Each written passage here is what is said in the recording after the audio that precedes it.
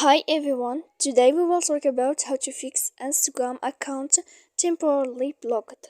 To know how to fix Instagram account temporarily blocked, you should just go to settings like this. We will click.